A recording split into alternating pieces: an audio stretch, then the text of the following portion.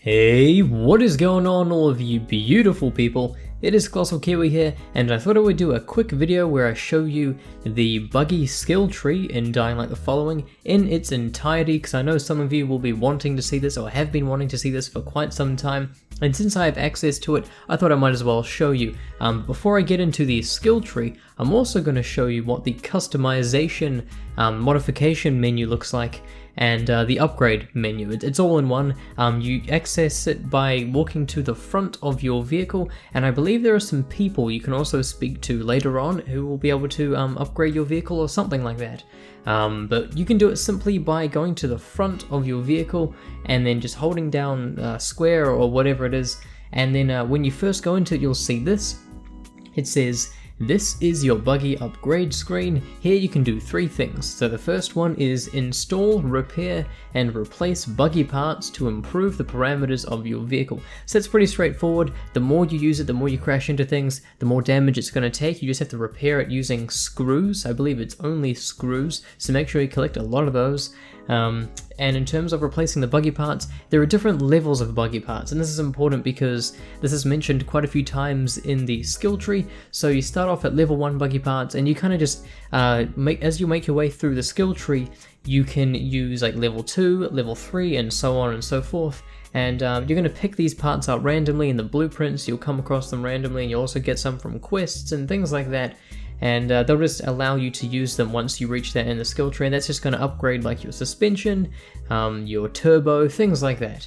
And so the second thing is check your upgrades and assign active upgrades to action buttons. That's things, I believe it's like the electric cage, the flamethrower, things like that, assigning those kind of abilities to a certain key or button on your controller or your keyboard. And then lastly, customize your Buggy visually by changing paint jobs and accessories. So I'll just show you all this. So you see we've got some car stats on the right there, Buggy upgrades, things like that. We've got some stats. It's 97%, and if I wanted to repair it, it would cost 2 screws, which doesn't seem like a good time to repair it because I remember it being much lower in percentage and it still only costed 2 screws. So don't repair it too often, I would say. And you can see we've got like suspension level 2. There's like craft plans. You get the blueprints. There's level 1, level 2, and it just kind of increases your stats and all that. And then on the customize tab, you see you get this little message. This is the Buggy customization screen. Here you can change paint jobs of your Buggy and install visual accessories, bobbleheads, and charms. Paint jobs and accessories are collectibles which you can find in the game world, so keep your eyes open. And this is true. I've already found quite a few of them just stumbling around, and by quite a few I mean just a few, really. And so in the demo, at least, you start off with quite a few paint jobs. I'm not sure what ones we're going to have available right from the get-go, obviously, but in paint jobs, I'll just go through them real quickly. There's Bilal's clean paint job, the junk paint job, beat 'em up paint job, cherry bomb, fire department, revolution, yellow wave, zebra paint job, zigzag. So if we tab over with R2 right now into the accessories tab, we've got a few charms. There are also some bobbleheads. I picked up like a zombie one before when I was playing the demo earlier today. And so they start us off in the demo with the cassette's charm, Izzy, I keep saying Igzy, Izgy's mascot charm, and the zombie skull charm. And I believe like the bobbleheads and the charms are in different little categories, but I believe you can only have one active, not one of each. Like you can only have one charm active, and if you choose a bobblehead, that will replace the charm. At least I think so, that's how it seemed before. But anyway, that's enough about that. You can see right here we just accessed it by doing that. But if we go into the skills right here, you see there's a legend level which we haven't been able to access yet. I might work on trying to level up, like say my agility or my power or something like that, so that I can max level one of those and then access the first legend level and give you an inside look at that. But for now, let's take a look at the driver level. And let's just go through them all really quickly. The first one is mechanic level 1. It just allows you to craft level 1 Buggy parts. This is the skill you're going to have by default, so you can have the lowest tier available parts to you. You can use those. If you go to the left, there is Nitro. It allows you to install the Nitro upgrade. You'll be able to boost your speed for a limited period of time. Don't overheat the engine. And then Nitro 2 basically just kind of upgrades the Nitro. And if we go on to the right here, and obviously if you want to, you can pause. If you don't want me to read them to you, you can go ahead and mute the video here if you want, and you can pause and read them yourself, but I'm just going to go through and read them quickly and maybe give my thoughts here and there.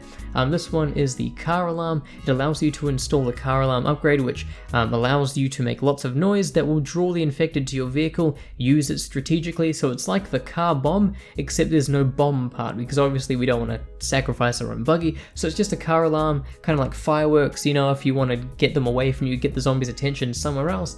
And here on the right, I think this is a very important one, and it's right at the start as well. I would recommend branching off to the right and getting this, because it seems like it'd be pretty helpful, and that is the remote control skill, which allows you to install the remote control upgrade, and with this, you'll be able to activate upgrades from outside the buggy. So we've already seen gameplay of this, where the developers were activating like the electric cage from outside of the buggy. They were standing far away from it and activated it, and I think that's going to be really helpful to be able to activate all of those from outside the buggy. Although when you think about it, you could kind of hold off until you get those kind of abilities, because if we go down here, the electric cage is all the way down there, so maybe you don't have to be in too much of a rush to get that, I would say, but once you want to be able to use your skills, that is definitely a good one to get. Do not leave that till last, because it's going to come in handy. And if you go down here, there's just mechanic level 2, which allows you to craft level 2 buggy parts. Oh, actually that's a very good thing to point out that I just noticed. This says it allows you to craft the level 2 buggy parts, so I'm guessing if you happen to pick up level 3 buggy parts that are already made, not the blueprints, but the already made parts, maybe you're actually allowed to use them already, you're just not allowed to craft them. I'll have to look deeper into that, and maybe I'll add a little annotation or a little bit in the description or anything to give you more information on that. But anyway, over here is the mine dispenser, which allows you to drop mines behind you as you're driving, and it'll just blow shit up behind you, so you know, that's always nice as well. And over here we have the reinforced cage, which is a nice go-to skill. Basically, your buggy will take less damage, your parts will be protected better, and so yeah, the vehicle's just going to deteriorate a lot less quickly, and you can just take more hits. And then if we go to the left again, it's reinforced cage 2, which basically makes it protected even more. And then finally there's reinforced cage 3, which is the most protection you can offer for it, just for the cage. But there are kind of other forms of protection that we're going to go over. But if we go down here, mechanic level 3, it allows you to craft level 3 buggy parts. And so, yep, that's pretty simple, just like the level 1, 2, and 3. And if we go to the left here, there is the ramming bar, which is also kind of like a defense thing.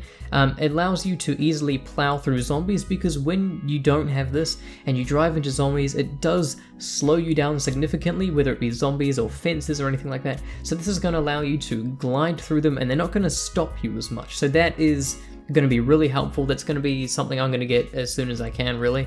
And then there's the reinforced ramming bar, which just says you upgrade it and you will plow through zombies, leaving nothing but pulp behind you. So not only are you going to breeze through zombies and all that, but you're just going to, anything that gets in front of your vehicle is not going to be living once you drive past on the other side. So basically, I'm not sure how much of an upgrade that's going to be. I guess we need to see how effective the ramming bar is before upgrading to the reinforced ramming bar.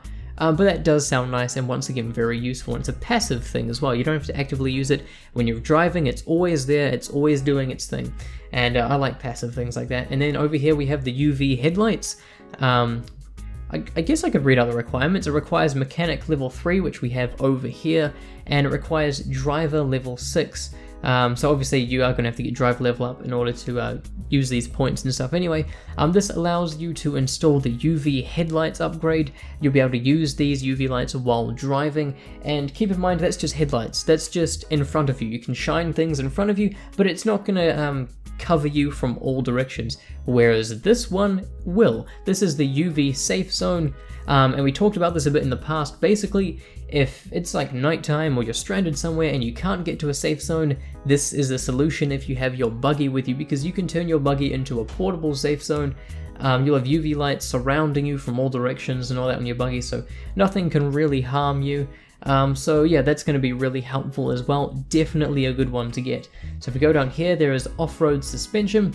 which allows you to travel on off-roads faster. As a bonus, off-road suspension reduces damage taken from toxic and burning spills.